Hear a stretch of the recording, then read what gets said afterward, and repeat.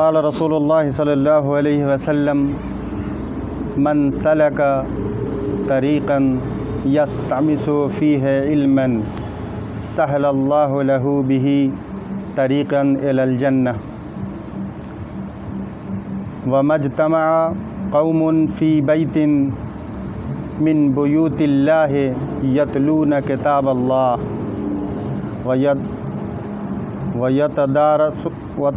وَيَتَدَارَسُونَهُ بَيْنَهُمْ إِلَّا نَزَلَتْ عَلَيْهِمُ السَّكِينَةُ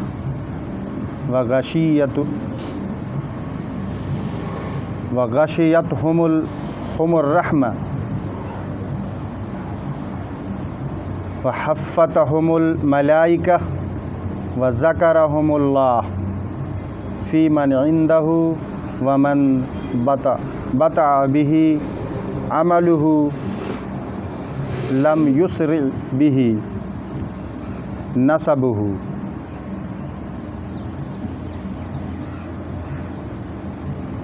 یہ حدیث مسلم شریف میں درج ہوئی ہے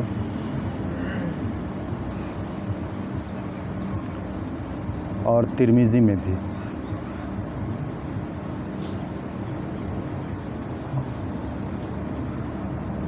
فضائل قرآن کے حوالے سے اس حدیث کا عنوان جو اس کتاب میں ہے وہ یہ ہے کہ قرآن کی اجتماعی تلاوت۔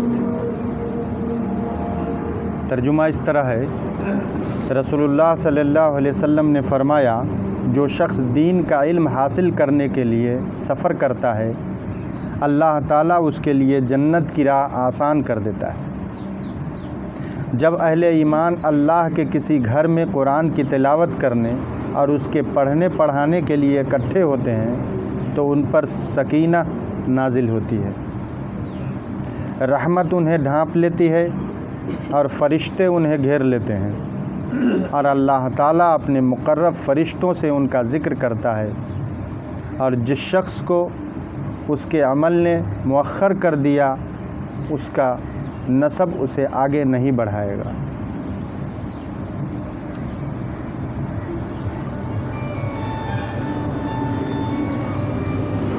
اس حدیث میں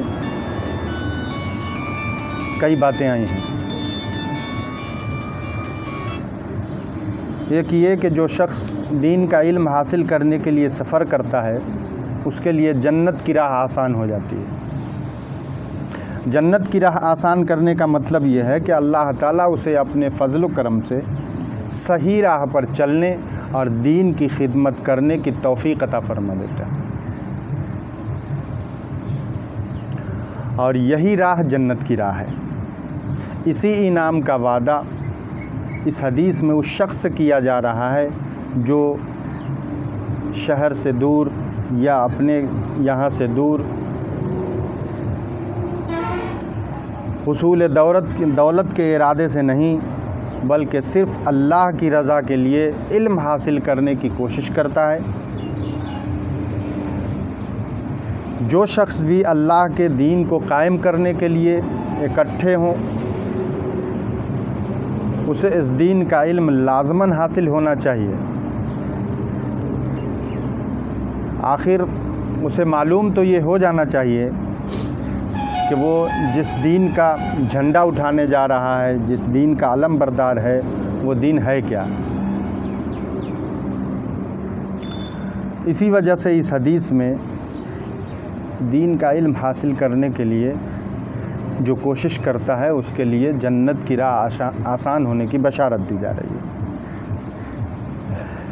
اور علم دین کی جو روح ہے وہ قرآن مجید ہے۔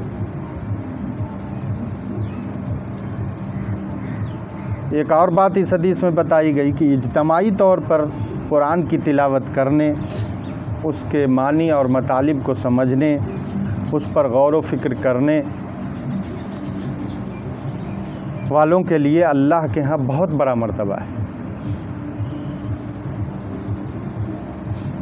جو لوگ قرآن حکیم کے اصول، اس کے احکام، اس کی ہدایات کی تشریح کرنے کے لیے اکٹھے ہوتے ہیں،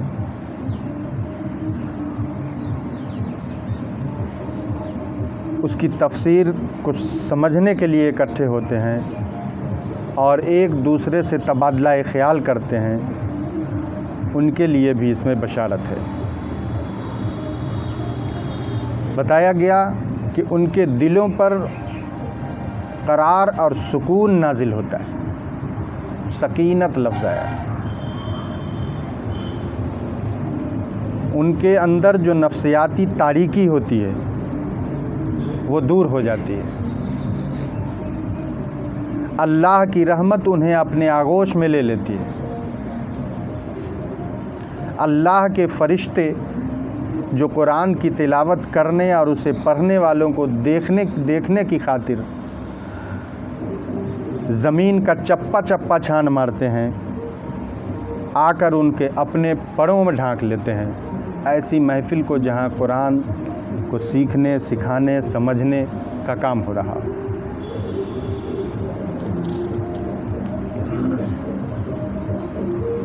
اللہ تعالیٰ اپنے مقرب فرشتوں سے فرماتا ہے کہ دیکھو میری فلاں مسجد میں یا فلاں جگہ پر انسانوں کا ایک گروہ میری کتاب کی تلاوت کر رہا ہے، اس پر غور و تدبر کر رہا ہے، اس کو سمجھنے کی کوشش کر رہا ہے اور اس میں ایک دوسرے کی مدد کر رہا ہے۔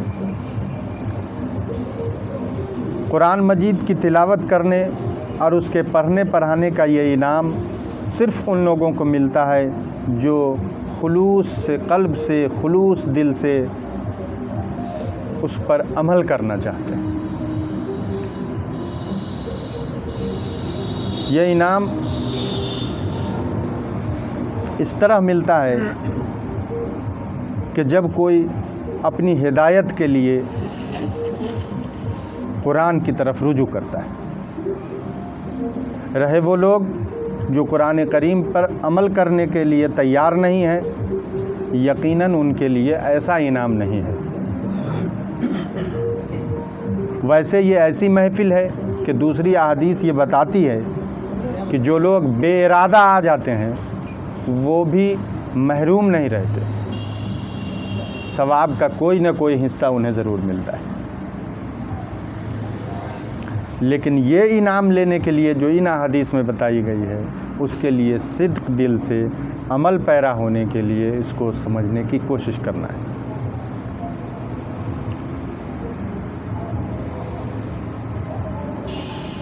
اللہ تعالی ہم سب کو اس حدیث کی روشنی میں صحیح قرآن کو سمجھنے، اس پر عمل کرنے اور اس کی دعوت کو عام کرنے کی توفیق عطا فرمائے۔ وآخر دعوانا ان الحمد للہ رب العالمین۔